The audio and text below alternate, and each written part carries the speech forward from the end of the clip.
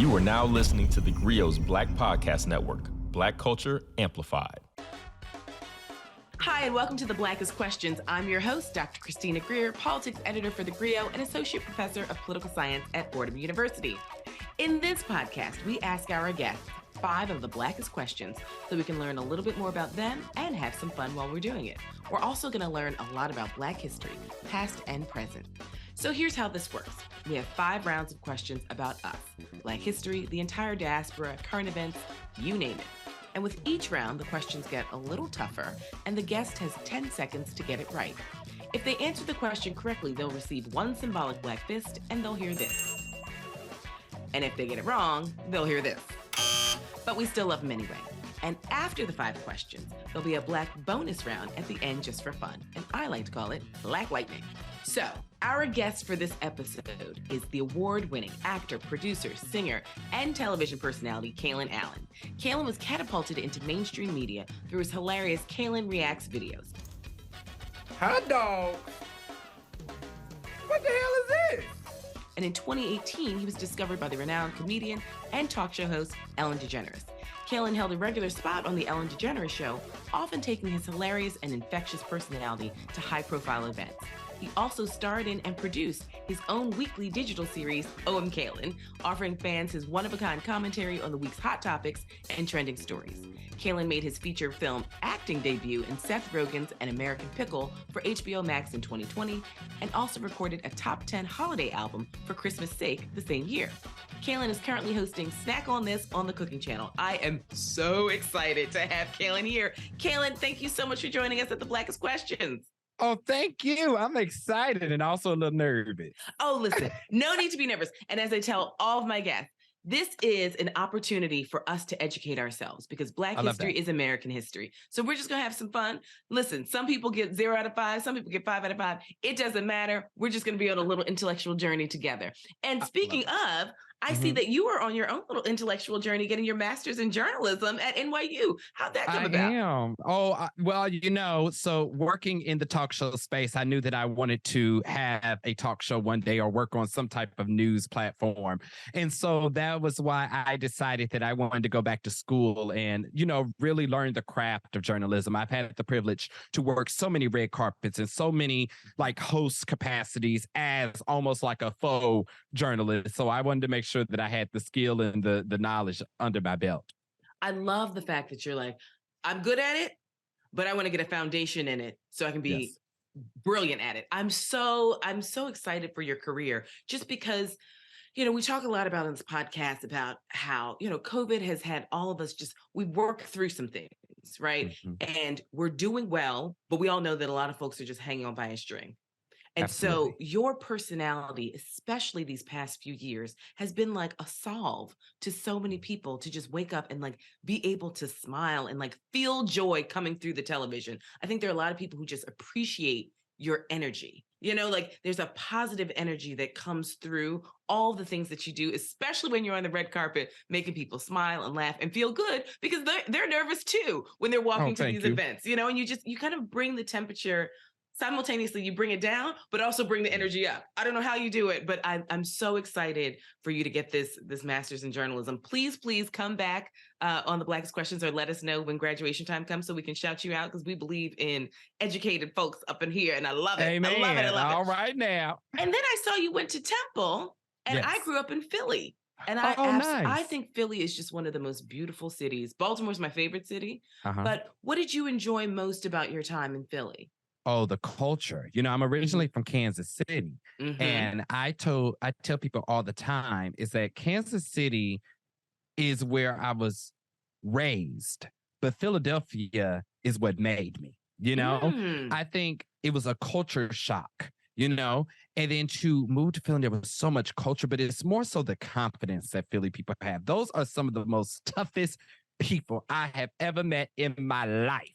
And I think having that influence and being able to just celebrate the culture of that city, I love it dearly. I go to Philly as much as I can. Oh my gosh. Okay. I love the fact that you love cities. I love the fact that sort of cities give you a certain vibrancy and energy as a politics professor of urban politics as well. I maybe we'll do like a Kalen goes to cities. And we just explore the various cultures of so many, because every city has a flavor, you know? And like when I think about TV shows, it's like, well, the Jeffersons were in Queens and then they were on the East Side. But, you know, in Rock, they're in Baltimore. And Amen, it's Philly. And like Good Times, it's Chicago, you know, and then you get your shows in Atlanta, you know, and I'm fascinated by, you know, when Martin was in Detroit, you know, fictional, you know, whether they filmed there or not, doesn't matter. But like the idea that comedians and actors choose a particular locale to situate their shows says a lot about not just the culture, but the kinds of conversations and environment they want to build in a show. Yeah. I like the idea of Kalen goes to cities. I like that. Let's pitch it. Let's make it. Let's put it in the universe. Okay. So are you ready to play the Blackest Questions? I'm ready. Okay. Question number 1, Kalen. Let's get started. This play ran for a total of 57 weeks on Broadway and starred an American Idol winner in the lead role. It's a 3-part question. What was the name of the play? Who was the American Idol winner? And what is the character she played? An American Idol winner. Mm-hmm. And she was the lead? Mm-hmm. Ooh, I know you know it. Well, how many weeks? Wait, how many times was it on Broadway? Well, this particular play ran for 57 weeks on Broadway. Okay. Now, this is my guess because because you said lead. This is the only show that I know had a Broadway lead that was an American Idol, and I'm going to say The Color Purple. That's right. Yes. You are correct. Fantasia. And who did she play? She played Celie. That's right. So Fantasia appeared on Broadway for 49 consecutive weeks from 2007 to 2008. And Danielle Brooks earned a Tony for playing Sophia in the revival, which ran from 2015 to 2017, just as an aside. But Fantasia will star as Celie, and Danielle Brooks will play Sophia in the Warner Brothers film adaptation of the musical The Color Purple. And they're both reprising their respective roles on Broadway. Fantasia and Brooks join a cast that already includes Taraji P. Henson, her, and Holly Bailey in the film, which is being directed by Blitz Bazwule, and it begins production this spring and is slated for a 2023 release. So I saw that you're a theater major, and I see your film credits. Do you have any desire to hit the stage? Oh, absolutely. You know, what you didn't mention is that I'm also at Juilliard right now studying acting. A part of Juilliard. Yeah, Juilliard has an extension program where you can take classes at Juilliard without having to do a full degree program. Okay. And so I'm doing that right now. And last night I had class and I was just like, I miss the stage so much. Mm-hmm. The stage has always been my home. It's what I've done my entire life. I started doing theater when I was like, I think I was 12 years old when I was doing it like on a professional level. And I cannot wait to return to the stage. Well, I think all of your fans can't wait for you to return as well. Now, what was your first? Do you remember your first play? Yes, my first play was called 13, which a lot of people know that Broadway show because Ariana Grande was in it when she was a kid. And her and Liz Giles, who also is a good friend of hers. But 13 was my very first musical that I had done at a community theater in Kansas City. But my favorite musical is Once on This Island. Beautiful. That's your favorite. Now, have you seen any current productions on Broadway? There's so much great theater going on right now. You know, I am so blessed to be asked to attend many Broadway shows on a regular basis. I'm about to go see The Piano Lessons soon with Danielle. I know Danielle, and so I'm definitely going to go see that. But I can tell you right now, I have 2 favorites on Broadway right now. Hadestown is magnificent. And also MJ the Musical is one of the most spectacular things I've ever seen. I'm hearing great things about MJ. I'm going to take my mother for the holidays. I've already seen Piano Lesson twice. Twice. It is phenomenal. And I can't say enough. When you see Danielle Brooks and you give her a hug, you give her an extra squeeze from me because she brings it down. She is such a talent, and it's a beautiful and you know, I'm a huge August Wilson fan, but it is so well done. I mean, shout out to director Richardson, who just clearly understands not just the work, but she pulls the best out of the actors. So we're putting a whole bunch of stuff in the universe here. So we're going to see you on the stage on Broadway. You've told us before that Fantasia is one of your favorite artists. Have you met Fantasia before? Oh no, but I wish. Listen here, I tell people all the time, you know, you've made it when Fantasia either singing at your funeral or she doing a tribute to you. Okay, listen, honey, that is one gift that we really got out of the early years of American Idol. I was listening to Fantasia's debut album just the other day, and I was like, this is pure, like, just brilliance. This is pure R&B. Listen, Free Yourself is my anthem. Okay.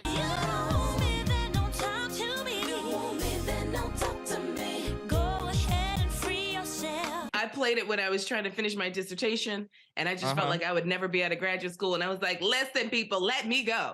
Okay. If you don't want me, then don't talk to me. Don't talk to me. Go ahead and free yourself. Like, I'm working on me. You free yourself from me. That part.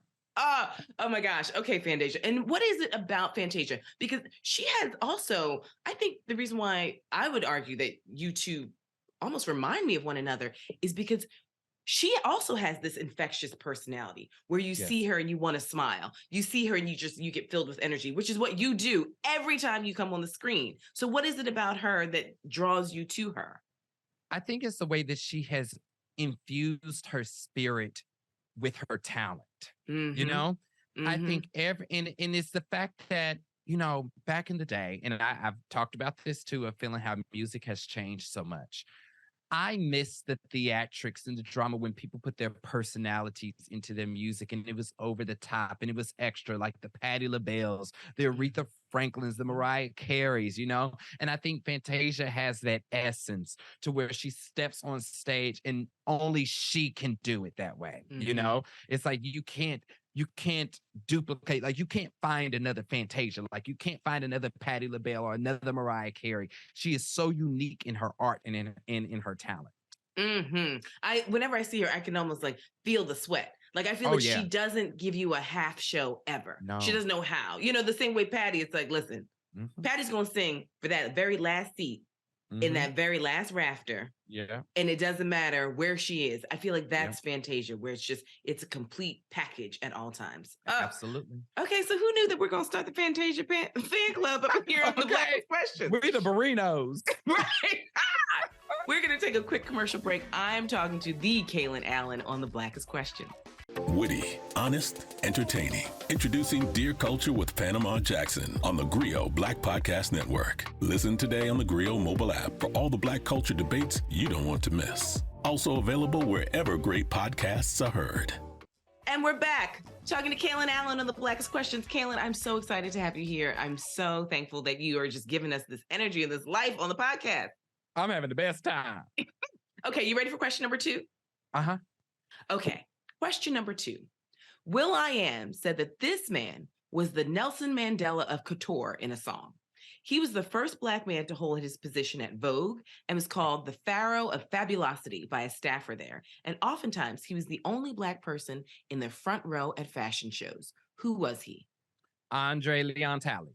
Andre Leon Talley. So Andre Leon Talley was born in Washington, D.C. in 1948 and was raised by his grandmother, a cleaning woman at Duke University in Durham, North Carolina during Jim Crow. He went to Brown University and earned his master's degree in French literature.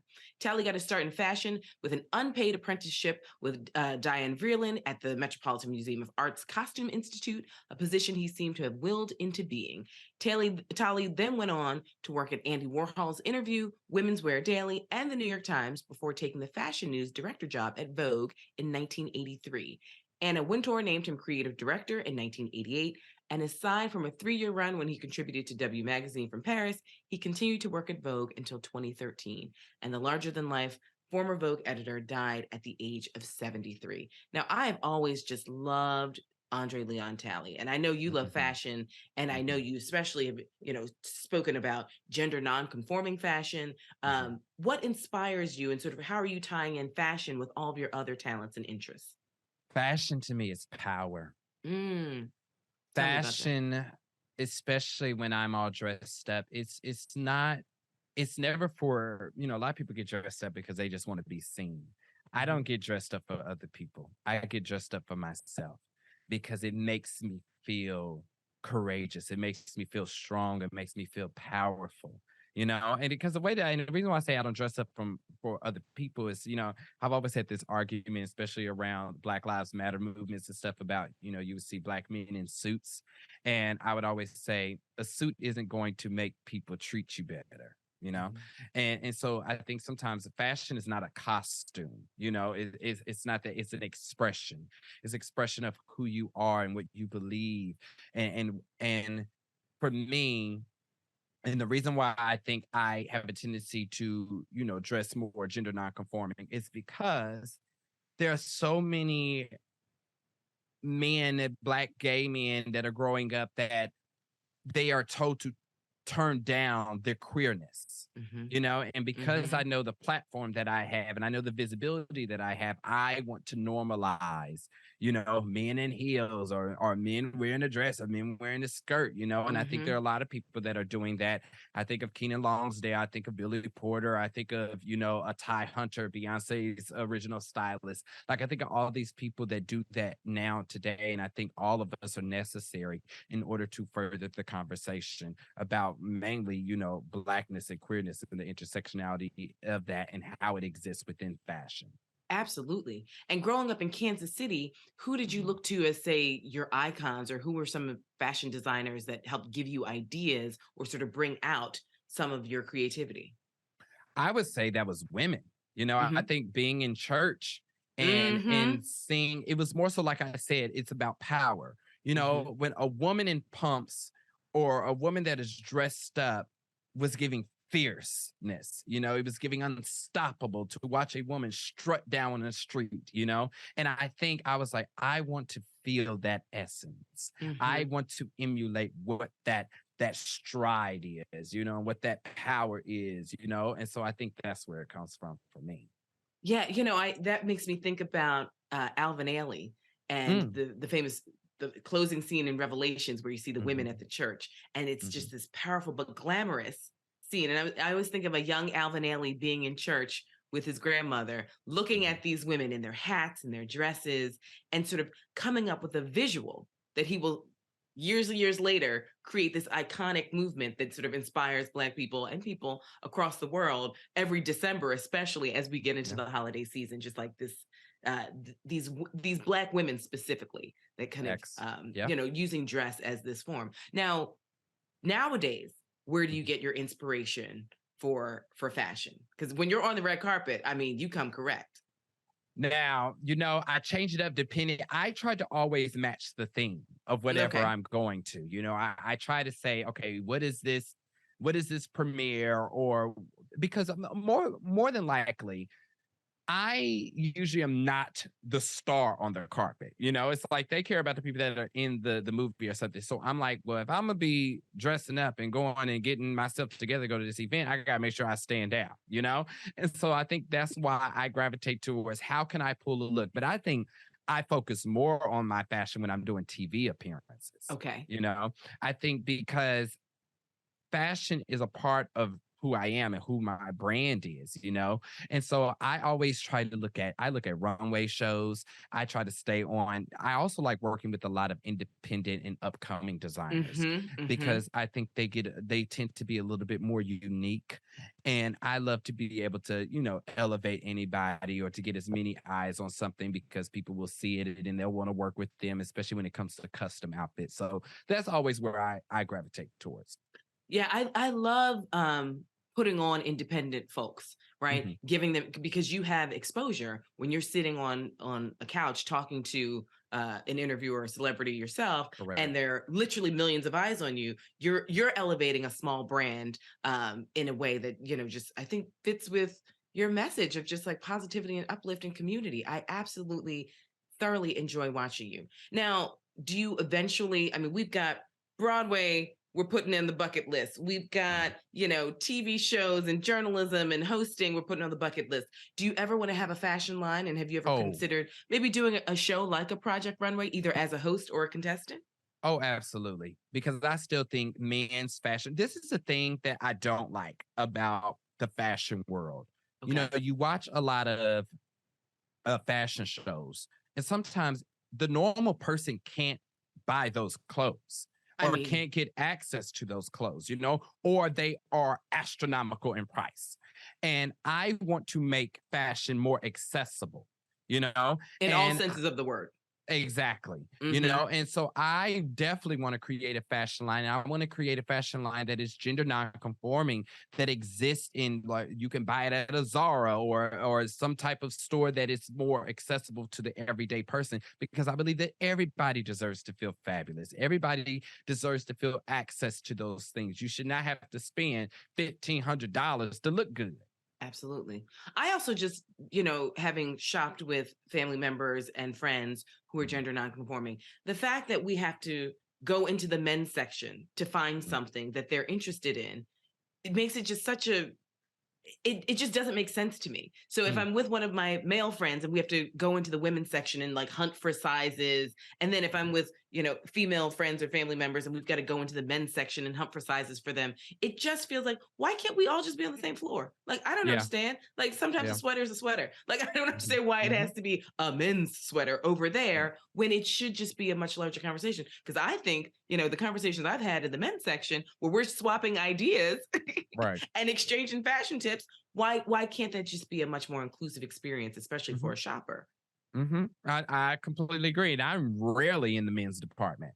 I spend the majority of my time in the women's department. You know what I mean? That's but right. And that's why I think for me, it would be creating a brand and almost creating a storefront that is exclusively just gender non-conforming. Just come in and shop. Get what you want.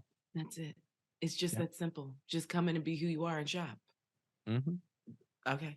All right. Well, listen, we're going to take a quick commercial break. I'm sitting here talking to Kalen Allen. This is the Blackest Questions.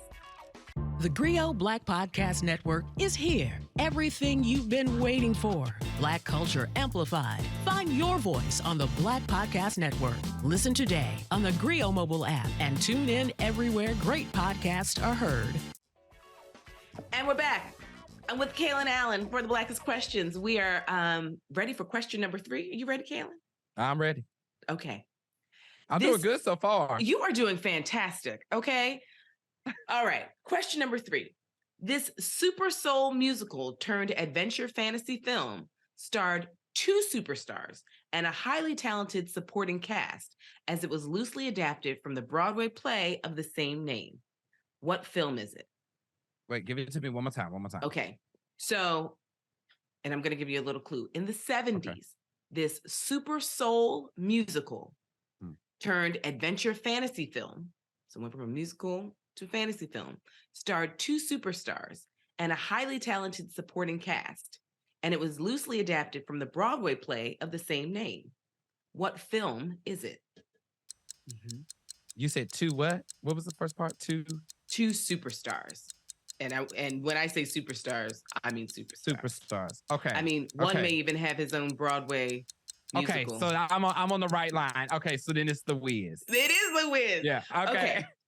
So The Wiz was released in 1978, starring Diana Ross, Michael Jackson, Nipsey Russell, Richard Pryor, Mabel King, and Quincy Jones composed the film.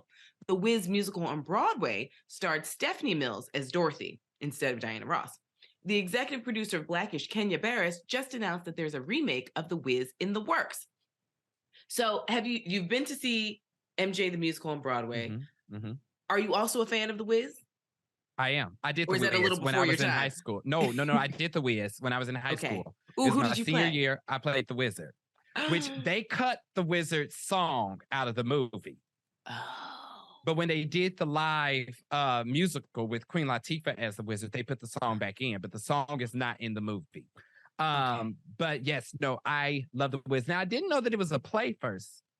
Oh, yeah, because Stephanie Mills, and I'm a huge Stephanie Mills fan.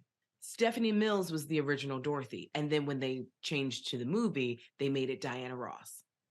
But, but when Stephanie did it, it was still a musical, right? Yeah, she was Dorothy in the musical. Okay, because when you said play, that threw me off. Oh, okay, sorry. Musical. Because I was like, a play? I don't think it was a play. No, it was a musical. Okay, my bad. So, you know what? One, you already got the symbolic black fist, but we're definitely giving it to you because there's a technicality on the interchange. I forgot I'm talking to a real thespian over here. There's a difference between a play and a musical, okay? Yeah. Yeah, And I love musicals, so I should know better. So, you mentioned Queen Latifah, and my brain just, shut down. I think that Queen Latifah is such a talent. Make me international. Talk about Growing up, I mean, think of it this way. You've got a woman who's a rapper, a jazz singer, an actress, a Broadway star. Like she does Black movies, she does white movies. She's a model for, for cosmetics. I had such a great time tonight. Oh, me too. I'm just like, anything she does is pure gold. And now she's got hit TV shows and she was a talk show host. Okay. I mean, textbook, they do a lot of times where schools will be like, they will name a class after a celebrity and they'll study. Queen Latifah is one of those people that need to be studied. Oh, absolutely. I tried, my very first op-ed that I ever tried to get published was a 25-year anniversary op-ed about Black Rain, her album that, has UNITY and, who you calling to be on it. And I was like, this woman has been such an icon. And like, let's be clear, she's not a size 2. She's not half naked. Like she is a bona fide superstar without kind of some of the traps that we see a lot of women fall into as on their road to stardom. And I just think that she's like an octuple threat on so many levels. And also just, I don't know her, but also just seems like down to earth. Like, I was watching Living Single. I was like, Khadijah seems like Dana. Exactly. But I think the way that she was able to cross over into the white market because of CoverGirl. I think CoverGirl is because she was the face of it. Like she was that the face of CoverGirl. And listen, and there's one thing about Queen Latifah, that hair is always laid. Okay? It is always laid. And I think that is a big part of how she was able to cross over into that world. Because that world was definitely not watching Living Single. They were watching Friends, They were not listening to rap music. I think her ability to really build an empire within CoverGirl and then start doing movies like Bring It Down to the House or doing Taxi and then having all that, honey, a career. And here we are. And the rest is literally history because then we see Chicago. She was in some great movie. What is it like? Oh, Last Holiday is one of my favorites. Would you mind? Yeah. I quit. I'm trying to think of. She was in a movie when someone was like dying of cancer. I don't know. I'll have to look up her. Yeah, that's IMDb. Last Holiday. That's Last Holiday. Yes. Oh my gosh. With LL Cool J. Yeah. Yes. And then she go blow out her money. Did she find out she not really dying? I loved it. Well, the basketball movie was Common. I was like, this. Don't even get. Oh my. And we haven't even mentioned Set It Off. I be boo-hooing when I watch Just Right and Set It Off. They both sad. Well, Just Right not sad, but it's nice to be like, oh, look at her falling in love. You really think you can get me back? Yeah, but you're gonna hate me by the time I'm through with you. Look at her falling in love. She and Missy are kind of my Mount Rushmore folks, right? Those two to me just seem like just talent on talent. Who do you sort of sit back and reflect? I mean, I know that you're a huge MJ fan, but whose career do you look at? And it's like, that is really something to kind of observe as you think about all the different paths that are open for you and the work you're doing at Juilliard and NYU to like build a foundation. So when big things hit, you're ready, right? Your foundation is going to be stronger and stronger and stronger by the day. Whose career are you looking at? Like, in 40 years, I want to sit back and kind of reflect on like, this is a nice continuation of their career. Beyonce. Okay. Oh, hands down. You're like, that's Hands one down. word. That's it. Listen here, people already know I am one of the biggest Beyonce fans, and I met her recently. Did you now? And yes, and for me, growing up, I think a lot of when I talked about the fierceness and the power. It's like I watched her and she commanded that stage and she commanded that attention, and I really studied her work ethic. I was just about to say, besides Michael Jackson, is there someone with a work ethic like Beyonce's? No. And I think that's the thing is that Beyonce studied Michael Jackson, So it's like, even though we are vastly different in as far as where we exist within the industry and what we do. I watched how she handled things and how she moved and how she played the game. I thought she did a very good job of playing the game to get the fame, to get the success, and then to get control to be able to do it how she wanted to do it, But I think she's textbook. Yeah, I mean, I think about, when you've seen various documentaries, which, obviously are what she wants to show us too, because there's a certain privacy element that I really respect. But when I see Destiny's Child, the first iteration, at these malls, right? And these county fairs where you're performing sometimes for 30 people, sometimes maybe 100 people, just over and over, perfecting the craft, just working at it and believing in it. Also, just having this singular goal and saying, you know what, I know I am talented and I am going to keep working at it, even when I'm at the county fair and there are 40 people in the audience. Right. But I'm also Fantasia style, Patty style, Aretha style. I'm going to perform for these 40 people as though it's 40,000 people like Coachella. Right. And so just getting that conditioning, which I just have so much respect for artists like Beyonce who have a work ethic that just, listen, I don't know if she's eaten a cheeseburger in the past 10 years. I have no idea, right? I just had a bowl of oxtails for breakfast. So it's like also the discipline that people have, to have a singular goal. When I'd go to the gym and, you see these like supermodels working out and I'm sitting there, watching my little television on my little elliptical. And I was like, ooh, child, I've come to the gym, worked out, gone to the steam room, showered, gotten dressed, done my hair, come back out. You're still on the same machine. I'm like, okay, that's not me. But, it's so funny that you talk about that because I think I can add to this. And I think this is also a reason why I decided to go back to school and to do all these things is that I actually don't think it is the best way to take somebody straight to the top. You talk about like the Walmarts and them performing in parking lots. Like that's all about artist development. And I think we live in a space now because there is so much instant gratification that people are just taken straight to the top.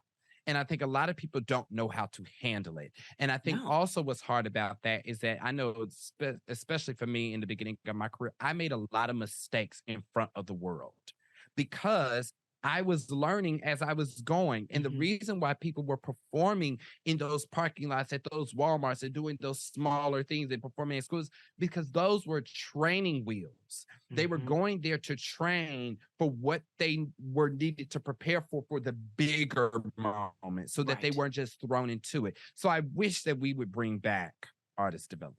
That artist development, which we don't, the thing is that takes time and money. And we know that this industry, this country, this world doesn't have the patience for that in a lot of ways. It's that instinct. But you think about someone like, a Justin Timberlake, Beyonce, Michael Jackson, Britney Spears. I mean, these people have been working.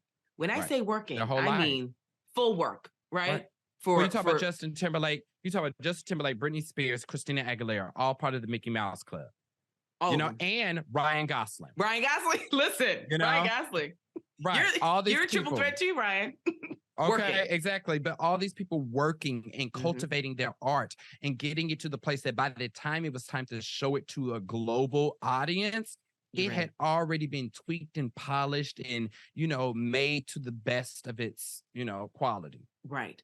Okay, Kalen. I'm so excited for you. Like, I know we're, the essence of the podcast, I get it. But when I say I'm so excited for you building this foundation, I'm excited for this Juilliard piece. I'm excited for this journalism piece.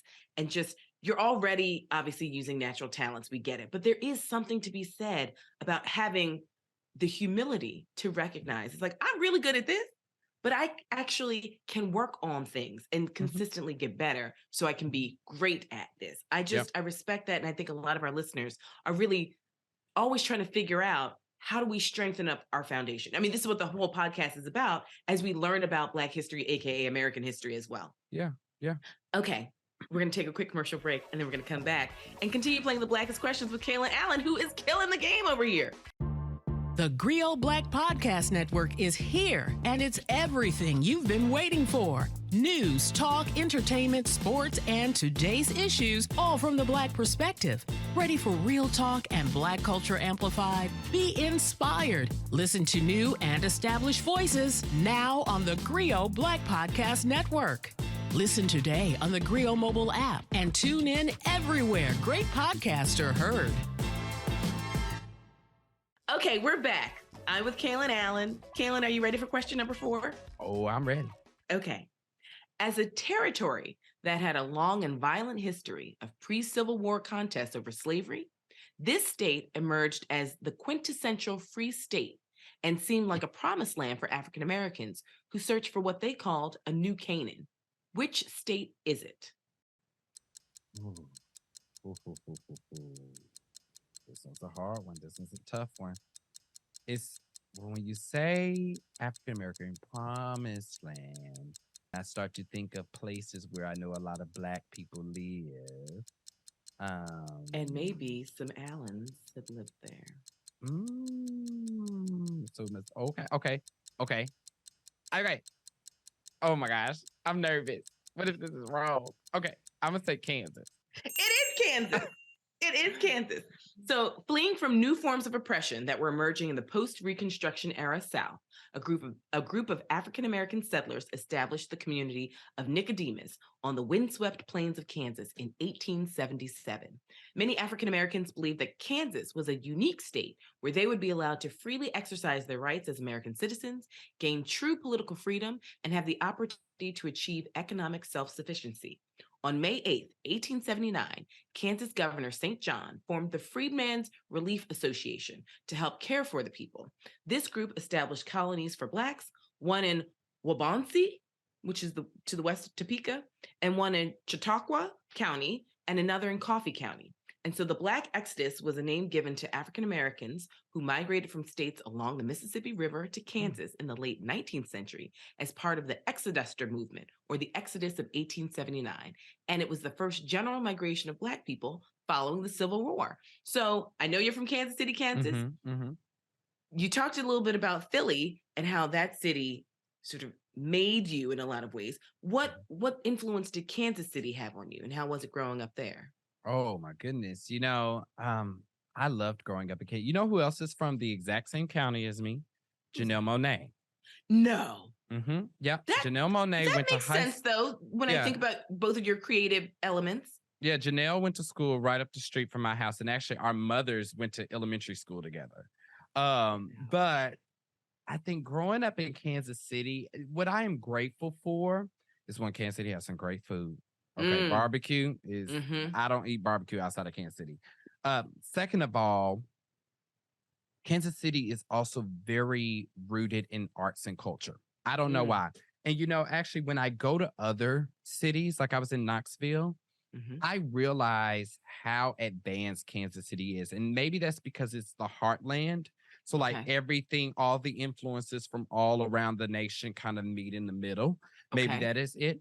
But I also know that Kansas City was a lot of privilege. Like I'm from Wyandotte County, which is like the blackest county in Kansas City, considered, that was what they would consider to be like the hood of Kansas, But it was like, but once I was going to Temple and I was in North Philadelphia, I was like, oh, this is two different worlds. I was like, I don't think Kansas City even understands how we're living truly in privileged here. I think Kansas City is a very comfortable city. I think it's easy to make a living and to build there. It's also a very rich city, but it's also a very segregated city. As most cities are. It is, yes. I think this is like to a whole other extreme. Right. It's like, where the Black people live and where the white people live. Are there some train tracks? There are train tracks. There are train tracks. And it's like, it is actually amazing how drastically different it can be and how segregated it is.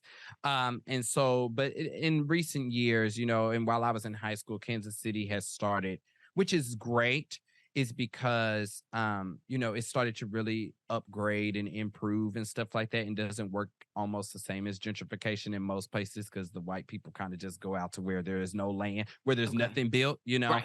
But I think what the issue with that is that then they start developing all that stuff out there where the white people live, and then the Black communities further down start to get neglected. You know what I mean? And where are the resources for Black communities? Like now, not having a grocery store, and stuff like that, and having food deserts and Well, so before I ask my next question, in my urban politics course, I talk about food apartheid and not necessarily a desert, because there was a woman that I saw on Instagram who was talking about the difference between a desert is kind of a naturally made thing, right? So does it just happen?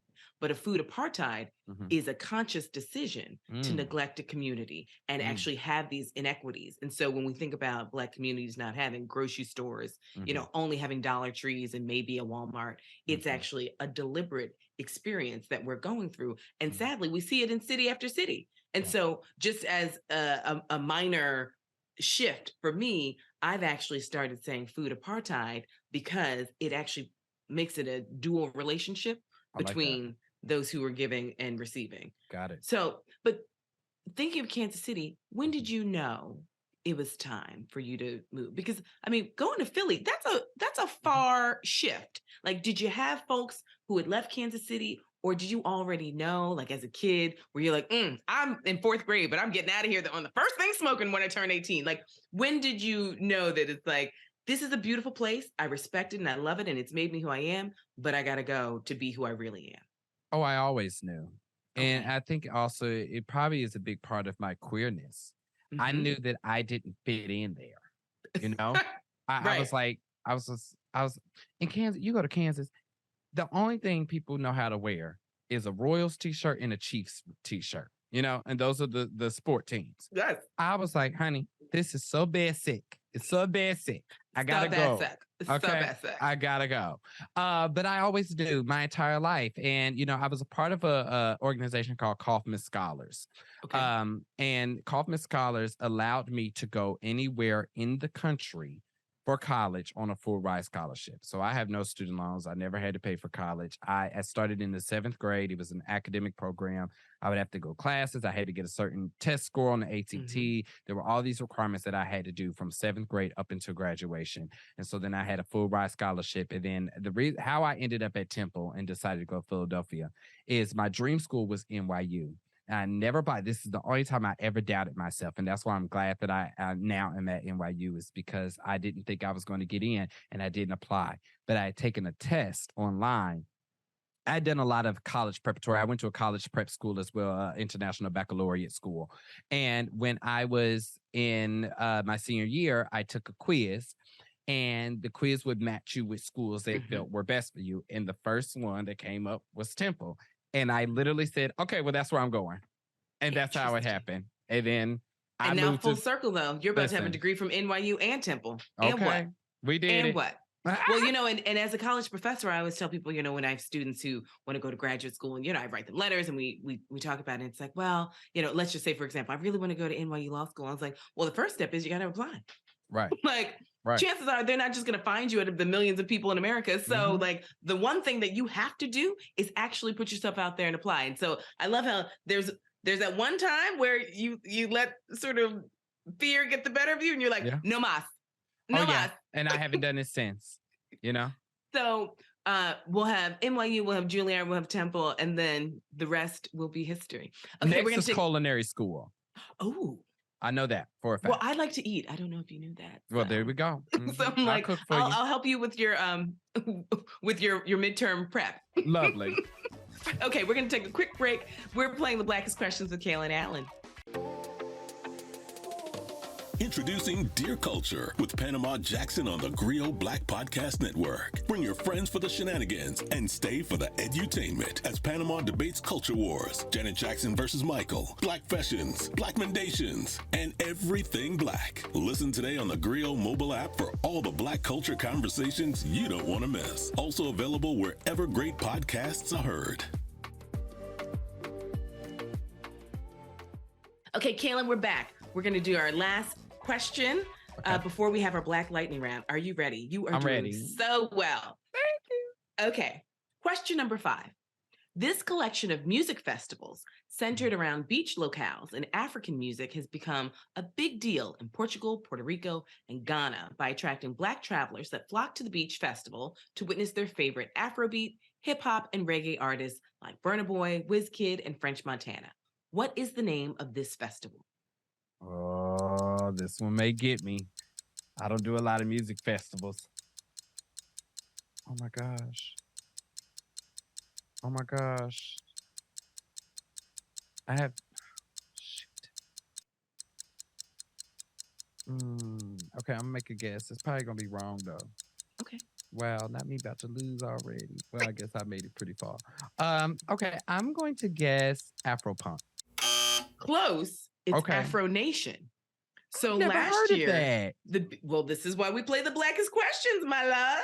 Wow. So last year, the Beach Festival popped up in West Africa for the first time with its Ghana edition. So the festival co-founders say the festival was born out of the need for opportunities for Afrobeats artists and to unify the African diaspora. So Afro Nation 2022 was July 1st to the 3rd of this past year. So Afro Nation. So a lot of us know about Afropunk, but Right. this is another one for those of us who are interested in more African, Afrobeat, hip hop, and reggae artists together. Isn't that interesting? Yeah, I didn't even know that existed. So I know that, when you travel, and you travel a lot for work, but when you vacation, you're more of an adventurous activities, right? And you said you go to festivals that are Beyonce festivals. Now, what's on your bucket list for travel? Ooh, I really want to go to Brazil. I've never been to Brazil. I really want to go to Rio de Janeiro. I've been to a lot of places. I want to go to Italy. I love Italian food. I took my niece there for 2 weeks this summer. Really? Yeah. Well, they graduated from high school, and I wanted us to have just a little time together, just the two of us, to talk about just life and eat and look around. And so before they went to college, we spent 2 weeks and we did the Venice, Florence, Rome, 3-city, just eating our way through from north to south. I also want to go to South Africa. I really want to go to South Africa. I have a lot of fans in South Africa. And so I definitely want to go there. I really wanted to go when they did Global Citizens down there, man, because of Beyonce. But I really, really want to go to South Africa. Well, there's Durban and Johannesburg and Cape Town, and those 3 cities, again, cities, right? This is part of your city's television show. Oh, yep. Because they're so different. And the cuisine is so different in those 3 cities because of their geographic locale and because of the migration and immigration of different folks who've been there. I cannot wait to see you put something together that incorporates cities and travel and food and culture and fashion, obviously. Okay, and so of the places you've traveled, what would you recommend for our listeners? Because we had Jessica Mbongo on the podcast. Oh, I love Jessica. I mean, she's phenomenal. That's a friend of mine. For our listeners who missed that episode, she's the first Black woman to travel to every single country in the world. And so her passport is hot. I thought my passport was hot. Her passport stays hot. But where have you been that you would suggest to our listeners and that you'd recommend? My favorite place that I have been is Barcelona. Barcelona? Yes. Barcelona. I loved it. I loved the food. There was so much culture as well there. Anywhere, in Spain really is a treat. My top 2 are definitely Barcelona and Paris. I love Paris. Isn't it? It's so bougie. Don't you have to just whisper when you say Paris? I know, right? You just I went there this summer with my 2 nieces. We went to Paris and London. I need to be in your family, okay? Because you're taking all the trips. Everybody wants to be my niece, right? Clearly. I take it very seriously. I'm a pank. I'm a professional aunt, no kids. I just think that it is so important. Travel is so important, right? It's essential for the soul if you can do it. But I mean, there are a lot of ways that you can do it locally, obviously, if the money is a little funny. But I like to eat, and I'm real clear about that. I like good food, and it doesn't have to be expensive food. I mean, I think, now this, just sort of in the culinary world, sometimes street meat and street food is the best. Better than a, Michelin starred restaurant. I love that you said that because I just got off a Disney cruise. How was that? Oh my God. The best vacation I have ever been on. But we were on the Disney cruise and they have this, they have a restaurant called Enchanté, right? And it's like a fancy dinner. It's modeled off of the Beauty and the Beast, right? And so we had made this reservation. We were like, oh yeah, we're going to go. But each time, every night you go to dinner in these different, dining halls, but they have shows or they have entertainment attached.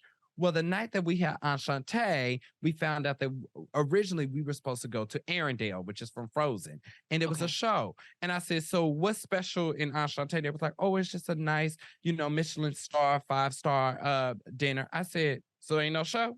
And they said, no. I said, well, baby, we ain't going to Enchanté. I said, I ain't go to fancy dinner in New York City, honey. I mean, no. I'll that's see what you y'all said, in wow. Arendelle, okay? Wow on me. Right. No enchanté for me. Okay, that was me. Well, so my secret for when I travel, because I like to eat. And I like to eat anywhere and everywhere, just because good food, it's like it can come from anywhere. My secret is this. You wake up and you have a little shot of Coca-Cola, a little half glass of Coca-Cola. Okay. And if you've ever seen what Coca-Cola does to a car battery or to a penny, you know that a little half glass of Coca-Cola in the morning, the entire vacation, you are scot-free. You can drink water. You can go to local vendors. You can eat anywhere you want to eat, honey, because your stomach is A-okay. Like that is the first thing I do is like I buy a liter of, if I'm someplace for a week, I buy a liter of Coke, and every morning I wake up and just have a little sip of Coca-Cola. And I'm like, all right, let's hit it.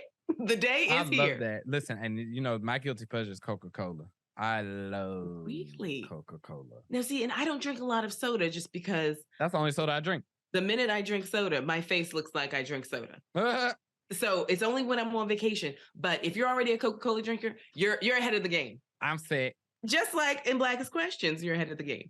Okay, so we're going to take a quick commercial break. I'm here with Kalen Allen, and when we come back, we're going to play Black Lightning. The Griot Black Podcast Network is here. Everything you've been waiting for. Black culture amplified. Find your voice on the Black Podcast Network. Listen today on the Griot mobile app and tune in everywhere great podcasts are heard. Okay, we're back. Kalen, before we let you out of here, we've got time for the Black bonus round. Are you ready for a little Black Lightning? Come on, I'm ready. Okay, now these questions, there is no wrong answer. You just tell me yay or nay, right? Okay. It's just how you feel. Okay. Okay, question number 1. If you could choose your bestie, Barack Obama or Beyonce? Beyonce. If you had to choose, Toni Braxton or Adele? Toni Braxton. Best Italian dish that you make, lasagna or chicken parm? Lasagna. Favorite music genre? R&B. Michael Jackson or Prince? Michael Jackson. If you had to choose, Barcelona or Paris? Barcelona. Samuel Jackson or Denzel Washington? Denzel Washington. If you had to choose, Once on This Island or MJ the Musical? Once on This Island. Do you prefer Instagram or TikTok? Instagram. And if you had to choose, last question, performing or hosting? Hosting. Ooh, I can't wait to see more of the hosting that you do. I am so thankful that you joined us. I'm so excited to see what you do in the next few months and years. Please promise that you'll come back to Blackest Questions. Oh, and play absolutely. With us again. This is so much fun. You did fabulously, by the way. Thank you. And for our listeners out there, you've been listening to Kalen Allen and the Blackest Questions. And I want to thank you all for listening. The show is produced by Sasha Armstrong, Akila Shedrick, Jeffrey Trudeau, and Regina Griffin is our managing editor of podcasts. If you like what you heard, subscribe to the podcast so you never miss an episode. And please download the Griot app to listen and watch many more great shows.